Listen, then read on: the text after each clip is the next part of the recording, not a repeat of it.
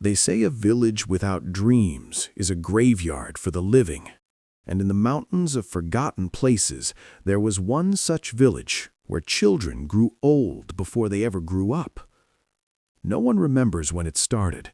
Some say it was the year the last child laughed. Others claim it began the morning old Samuel stopped painting sunrises. But everyone agrees on one thing. The day the dreams died, the sky turned gray and never changed back. This village had no name. Not anymore. Names are for places people talk about, places worth remembering. And who speaks of a place where hope goes to rot? Walk through its streets and you'll see them. Faces like carved stone, eyes that look but never see. People moving through motions they stopped questioning decades ago. Wake up, work the fields, eat stale bread, sleep, repeat. A rhythm so monotonous it becomes a kind of death. The children were the worst part. 10-year-olds with the shoulders of 50-year-old men. Girls who braided their hair the exact same way their great-grandmothers did, with the exact same vacant expression. They played no games, they asked no questions, they wanted nothing, because wanting leads to disappointment, and disappointment requires hope, and hope was the first casualty in this place. There was a boy once. His name was Elias. 11 years old, with dirt under his fingernails, and a question his father beat out of him 3 times before he learned to swallow it. The question was simple. What if there's more? More than these fields, more than this gray sky, more than this slow death dressed up as life. His father would grab him by the collar, pull him close enough to smell the bitterness on his breath and say, "Boy, dreams are for fools who haven't been broken yet. You want to end up like Samuel, talking to paintings no one will ever see, drawing pictures of places that don't exist?" Samuel lived on the edge of the village, in a house that leaned like a drunk. He was old. No one knew how old. Old enough that his hands shook when he held a brush, but steady enough that every morning he painted. Sunrises, oceans, mountains with snow-capped peaks that glowed gold in imaginary light, places he'd never been, places he'd never go. The village called him mad, said he wasted his life on colors and canvas while real men broke their backs on real work. But Samuel never stopped, and that made him dangerous, because nothing threatens people drowning in their own surrender more than someone who refuses to stop swimming. Elias would sneak away sometimes, when his father drank himself unconscious and his mother stared at walls like they held answers she'd never find. He'd run to Samuel's house. He'd watch through the cracked window as the old man painted worlds into existence with hands that remembered beauty even when everything else forgot. One night, Samuel caught him watching. "You gonna stand out there all night, boy, or you gonna come in and see what dreaming looks like up close?" Elias hesitated. His father's voice echoed in his skull. "Dreams are for fools. Dreams will break you. Dreams will leave you empty." But he walked in anyway. The house smelled like paint and turpentine and something else, something Elias couldn't name. Later, he'd realize it was possibility, the scent of a man who still believed the world could be different than what it was. Samuel didn't look at him, just kept painting, a field of wildflowers under a sky so blue it hurt to look at. "They tell you I'm crazy?" Samuel asked. Elias nodded. "Good. Crazy's the only sane response to a world this broken." He dipped his brush in yellow. "You know what killed this village, boy?" Elias shook his head. "Safety." Samuel practically spat the word. 100 years ago, this place was alive. People built things, tried things, failed at things. But then came the drought, 3 years of dust and death. Crops died, children starved, and when the rain finally came back, the people made a choice. Never again, never risk, never hope, never dream. Because dreams require courage, and courage makes you vulnerable, and vulnerable means you can be hurt. Then he turned to face Elias, eyes like a hawk that's seen too much.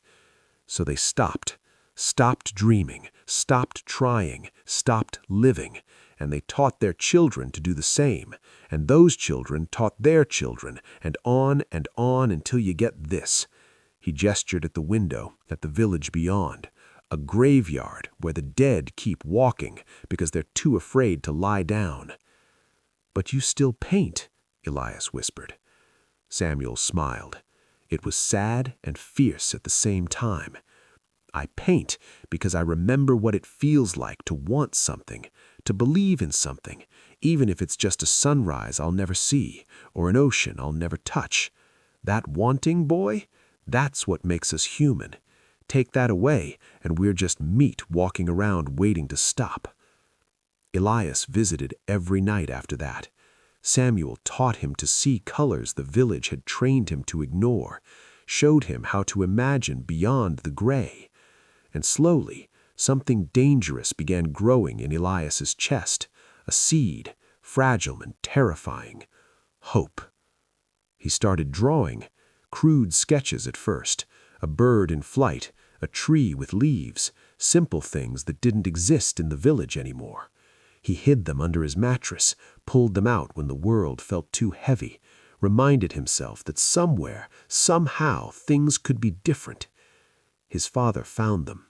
The beating was savage, not because his father was cruel, but because he was terrified that his son might want more, might leave, might remember that life could be lived instead of endured. "You will not end up like Samuel," his father roared, each word punctuated with his fist. "You will not waste your life chasing ghosts." Elias didn't cry out, didn't beg. He just bled and thought about blue skies and oceans and mountains he'd never seen. When his father finally exhausted himself, he leaned close. "You want to know what dreams get you, boy? Look at Samuel. Old, alone, nothing to show for his life, but colors on canvas that'll rot when he dies. That's what dreams get you. Nothing." But he was wrong. 2 weeks later, Samuel died. Just stopped breathing in his sleep, with a half-finished painting of a sunrise on his easel. The village barely noticed. Another old fool gone. Good riddance to the reminder of what they'd given up. They burned his house, said it was a fire hazard. Really, they just wanted to erase the evidence that someone had spent their whole life refusing to give up. Elias watched it burn, watched the paintings curl and blacken, watched the colors die, and something inside him broke, or maybe it finally grew strong enough to crack through. He went home, packed a bag, took nothing but his drawings and the memory of an old man who never stopped believing the world could be more than gray. His mother found him at the door. She didn't speak, just looked at him with eyes that held a question she'd forgotten how to ask. She could see it there, the ghost of who she'd been before the village taught her that wanting was weakness. "I'm leaving," Elias said. "You'll die out there. The world's too big, too hard, too cruel." "Maybe," he adjusted his bag, "but I'll die trying to live. That's more than anyone here can say." She didn't stop him. He walked through the village at dawn. Gray sky overhead, gray faces watching from gray windows. No one said goodbye. No one wished him well. They just stared at the fool who chose the unknown over the certainty of slow death. At the village edge he turned back once, looking for what he didn't know. Permission, maybe, a sign, something to tell him he was making a mistake.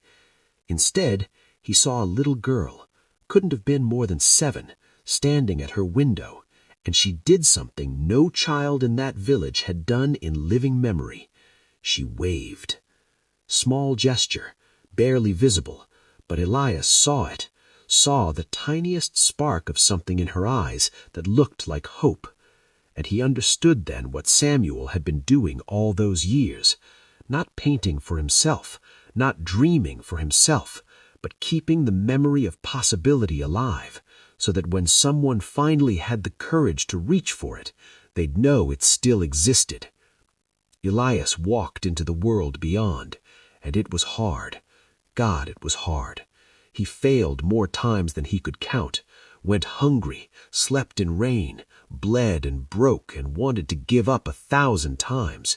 But he also saw sunrises that looked exactly like Samuel's paintings, touched ocean water that was colder and more real than he'd ever imagined, climbed mountains and felt his lungs burn with the effort of reaching higher. He lived. Years later, they say a traveler returned to the village with no name. He brought paints and canvases, taught the children to draw, showed them colors they'd forgotten existed, and slowly, painfully, like a flower pushing through concrete, the village began to remember what it felt like to want. They say the sky is still gray there.